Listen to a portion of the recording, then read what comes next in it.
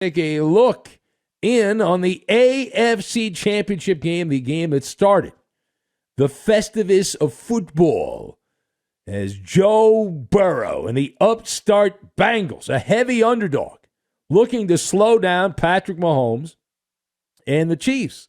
It's interesting to note that you talk to the gambling pundit, and they said, well, Cincinnati should be a big underdog because of the first matchup. Even though the Bengals won that game, they said Kansas City in that game had a big lead. They were up by several touchdowns early in the game. They gave the game away. That's not going to happen again.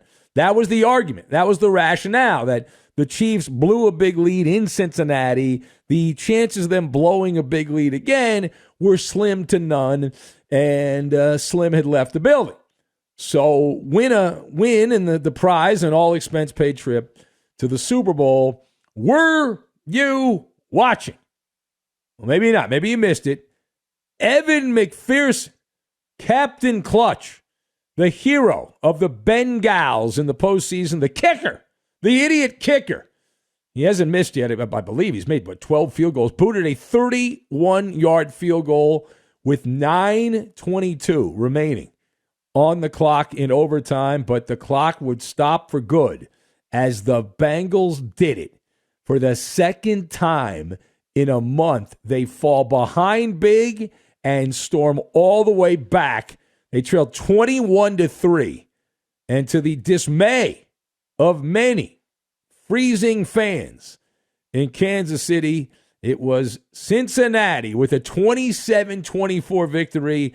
And the Bengals will play the Rams in Super Bowl 56 on February 13th at SoFi Stadium in the Hood in Inglewood. The whole enchilada on the line there.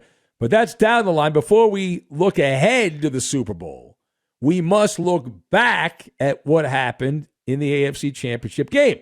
So when you have a big lead that vanishes, did the Bengals win it or did the Chiefs lose it? And the arrow on this one is pointing at Andy Reid and Kansas City. So my observations, you've got game show host, glass slipper, and mountains. And we will lock all of these things together. Now, number one. So the better story is in the losing locker room. The Chiefs had this game in the bag. It was deep in the bag. And then they let it all go, right? They left that bag on the roof. You ever done this? You ever left something on the roof of the car and you forgot about it and you drove away and it comes flying off and you don't even notice it? And it's gone. You don't know where it is, and you're like, oh, that's it. The Chiefs had a nice big fat W in a bag they put on the roof of their car and drove away, and they don't know where it went. Like, everything was pointing in their direction. As many a genius pointed out, they had all the momentum. Oh, my God, Uncle Mo. More evidence, empirical evidence, that momentum is bullcrap. Up 18 points, home field, dominating Cincinnati. And then the music stopped. Proving, yet again, for you dumb people in the back, momentum does not exist. Andy Reid decided to play game show host at a time you can't decide to play game show host. It's like an episode of Press Your Luck before halftime. Now, instead of kicking a field goal to go up 24-10, the Chiefs had an option. There were 5 seconds left on the clock, and they had the ball at the Bengal 1-yard line. And Andy Reid did not send the field goal unit out. He said, listen, we're clearly better than Cincinnati by his actions, not by his words, by his actions. He was saying, we are so much better than Cincinnati. I am willing to forego 3 points on a chip shot field goal because I just want to go for the touchdown right now, get this thing over with. We can take Mahomes out of the game. We can rest these guys. So he calls a pass play. Big money, no whammy, stop. Well, that's what the Chiefs defense, or the Bengals defense rather, did. They got a whammy, the Chiefs offense there, as Patrick Mahomes tossed a short pass to the left side to Tyreek Hill, who was then immediately tackled by the big mouth Eli Apple at the 1-yard line for no gain. And that was all she wrote. All she wrote for that big bad Kansas City offense. Who could have called that? Now, the second point here, the Chiefs, with all of that weaponry on offense, loaded. You talk about the difference between a semi-automatic and a fully automatic. The Chiefs fully automatic, unbelievable, and they vanished after halftime. An incredible, unimaginable turn of events. Patrick Mahomes, superpowers. He played like a mere mortal after halftime. His glass slipper turned back into a crappy shoe at midnight. In the first half, he was 18 of 21 for 220 yards, 3 touchdowns, no interception, no problem. Had a passer rating of 149.9. Was as good as you get. And then after halftime, Mahomes lost his stardust. He was just dusty. 8 of 18, 55 yards, no touchdowns, and two interceptions. He averaged 3 yards per pass. That's it. And another one of these guys, the passer rating of 12.2 in the second half. The Chiefs would have been better off if Mahomes had spiked the ball into the ground. And so what good does it do if you have these strategic nuclear weapons and they're non-existent? Now, Mahomes is the quarterback, so he gets most of the blame here, but Tyreek Hill and Travis Kelce, from studs to duds. Specifically, Tyreek Hill, he had 7 catches, 78 yards, and a touchdown at halftime. And I don't know what Eli Apple said from the Bengals defense there to Tyreek Hill, but in the second half, he was shut out. He did not have a catch in the second half of this game. Now, Travis Kelce had 5 catches for 55 yards and a touchdown in the first half. He did have 4 catches in the second half, but did not get into the end zone. The Chiefs did not score a touchdown after halftime. They only had 3 points.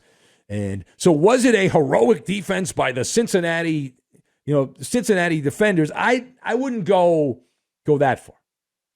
All right, I'm not going to go that far. This was more bad offense by Kansas City. And it wasn't anything in particular that the Bengals did. It was just a bad performance by Mahomes. You can have great players. Great players can have bad games. It happens. And you just did it at a really inappropriate time. You sucked at a time you cannot suck. And this is a blemish. Now, the Chiefs are still the top team in the AFC. I don't see that changing. I don't see that all of a sudden changing. I know many people will write doom and gloom stories about the sky is falling and all that around Kansas City, but the Chiefs will improve. They'll make some adjustments in the offseason, and Mahomes is still overall the top quarterback in the AFC. He just was hot garbage in the second half of this game, and he's going to have to come back and erase that and put some soap on it and wash away the stinkage from this performance. It was a humiliating second half and overtime. It is absolutely ludicrous to only score 3 points if you have that much firepower and you got everything going for you at home. And it's not like the Bengals have this lockdown defense. They don't. All right, final point. So Cincinnati headed to Super Bowl 56 in terms of the sprint to the top of quarterback mountain in the AFC. Joe Burrow has leapfrogged ahead of Josh Allen and Justin Herbert and Lamar Jackson. Now, Lamar Jackson's got an MVP on his resume and all that, and Josh Allen, he was perfect in the playoffs, but didn't win. Didn't win. And the good thing is that nobody's kvetching about the overtime rules this week. We don't have to worry about that. But Joe Burrow, in just his second year, has literally moved mountains. He has messed up the balance of power in the NFL. The Bengals are the uninvited house guest to the Super Bowl. And all those big-name, blue-chip quarterbacks in the AFC, I'm talking about the next wave. Now, Mahomes, you could argue, is part of that, but Mahomes has established himself as better than all of the rest in the AFC. So the next wave behind Mahomes, and as we said, Joe Cool is in the pole position behind them. And now Burrow was not particularly great overall, if you look at his overall report, but he was better than Mahomes. He was better than Mahomes, and that's all he needed in the second half. And those in-game adjustments. So it's Bengals, Rams. It's on like Donkey Kong. Super Bowl 56, mid-February, as is standard operating procedure. Cincinnati is going to be the underdog. In fact, the line is already out there, a 3.5-point underdog to the Rams. The Rams have the big names nationally. The Bengals do not. The Bengals do not have any kind of buzz going. The Rams have a little bit of buzz, so they're the team that is favored. But both these teams, we'll get more into the Super Bowl coming up a little bit later, but it's not your traditional power versus power, which is a breath of fresh air. That this Super Bowl is unlike any other Super Bowl that we've had, and that's not a bad thing. That's not a bad thing. And we have 2 weeks to hype up this matchup. And it really does not matter who's in the Super Bowl anyway. People will lament, and I will tell a story later about some of the reaction I saw when the Bengals beat the Chiefs, and it was not flattering for Cincinnati, but it is irrelevant. It's not like anyone's going to stop watching the Super Bowl. Hell, the Arizona Cardinals made the Super Bowl, and people watched the Super Bowl. I saw it, right? They saw it when they played Pittsburgh, and people tuned in and all that. And anyone in the Super Bowl, people are going to watch. And that's not the case in some other sports, but in football it is, and what a day it is going to be. It's going to be a glorious, wonderful day. All right, so some of the post-game sound, better story in the losing locker room. We'll start with Andy Reid and that big decision. He played game show host. He didn't want a whammy, wanted big money, no whammy, no whammy. He got a whammy. The decision to go for it instead of kicking the field goal. Andy, explain why you're such a big dummy on that play.